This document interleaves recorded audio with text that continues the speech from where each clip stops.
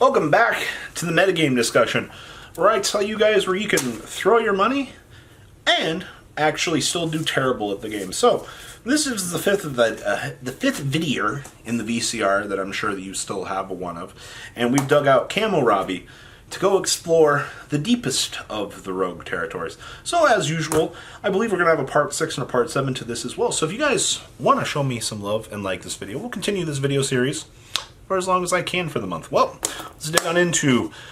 Can't believe I'm still doing this. Yep, part 5. Shall we?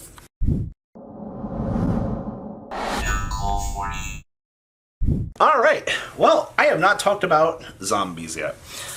So, zombies were doing great when they didn't have a format of Salad running around. Now, in a format where you've got Thunder running around, I was almost going to say zombie there. You got decks like Thunder running around.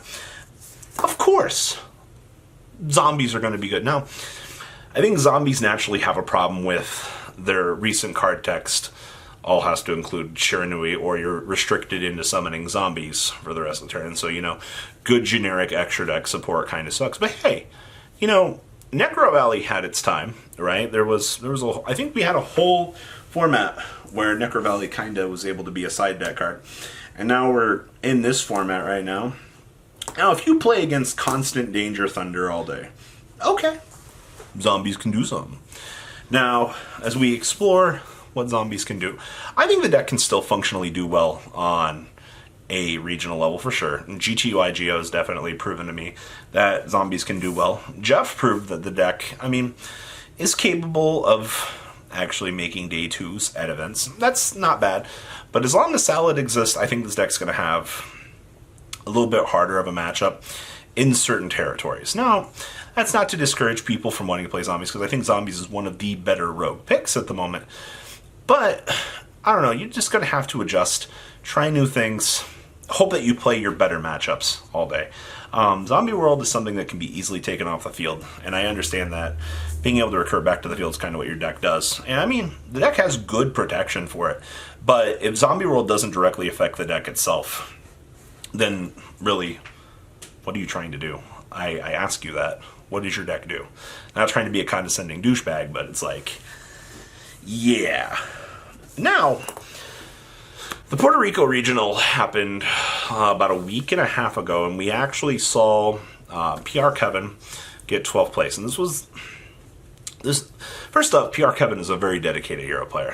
For as much as I've had conversations with that man, he's got a very strong love for the deck. Now, did everybody forget about Stratos running around? Like, we had the Stratos meme for the longest time. It's like, unban Stratos, haha. And then Stratos gets unbanned, and then it's like he's been forgotten about in the wasteland of time. Now, on one hand, Dark Law is really good right now. And I think Kevin definitely proved that you can still play the hero engine and do relatively well right now. Obviously, you're going to have to play some brick equip cards, and I think his build was pretty innovative to be able to do as good as it did. I'm not going to shit on 12th place too hard, but that's good enough to get your invite. It's not a regional top. Now, if you're trying to play this at a YCS right now, no, stop. You can have the element of surprise on your hand, but the deck does have issues at the moment, and it is very easy to dismantle. And I don't want to discourage hero players, but the deck is good enough to participate on a regional level. Dark Law is good. You win those key dice rolls. You set up those mash changes. Dark Law will be able to do work. That's about as fancy as it's going to be. If you're expecting some fantastic, oh my god, this is a sleeper deck, I can't say that about the deck. I think the deck is good enough with correct floodgates and things that you can get your invite. And of course, with these metagame discussions, I think aiming for your invite is an appropriate target. This video series isn't going to be the go play Salad and go win the national championship, youngster. That's not my Yu-Gi-Oh way, guys. Come on now.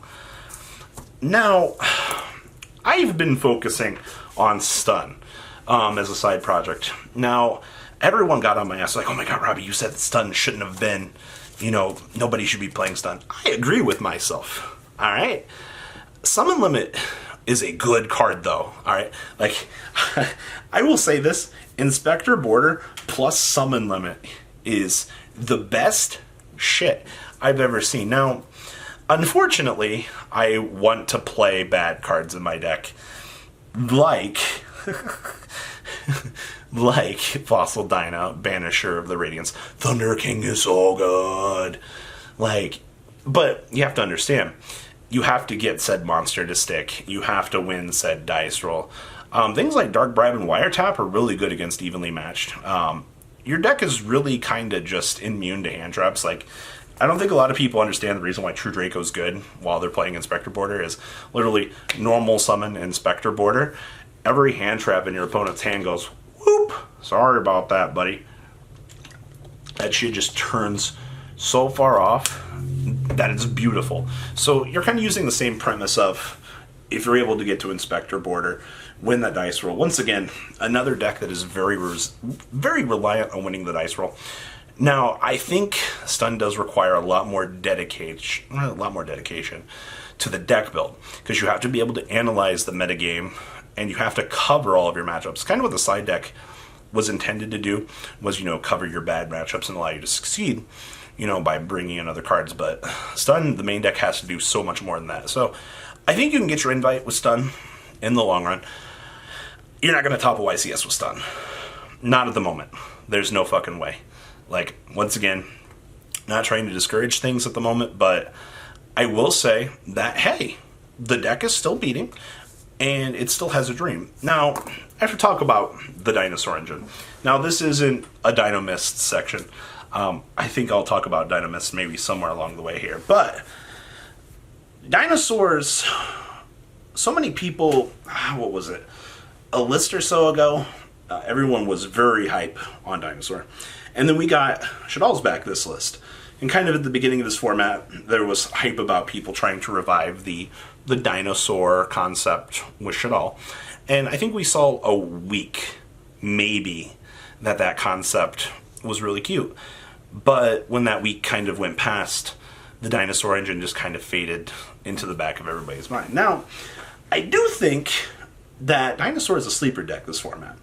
And that might be saying a lot, because I think what the Dinosaur engine itself can do is very interesting, because being able to flip down the opponent's monsters before they can kind of capitalize and do things was really good. But the Dinosaur engine kind of faded away when Brilliant Fusion kind of went. It was kind of hand in hand with the Thunder Dragon engine. And when that hit kind of came through, the deck really did feel it. So I think we partially have a ban list to blame as to why the hybrid kind of died. And the pure variant has just kind of been lost in time.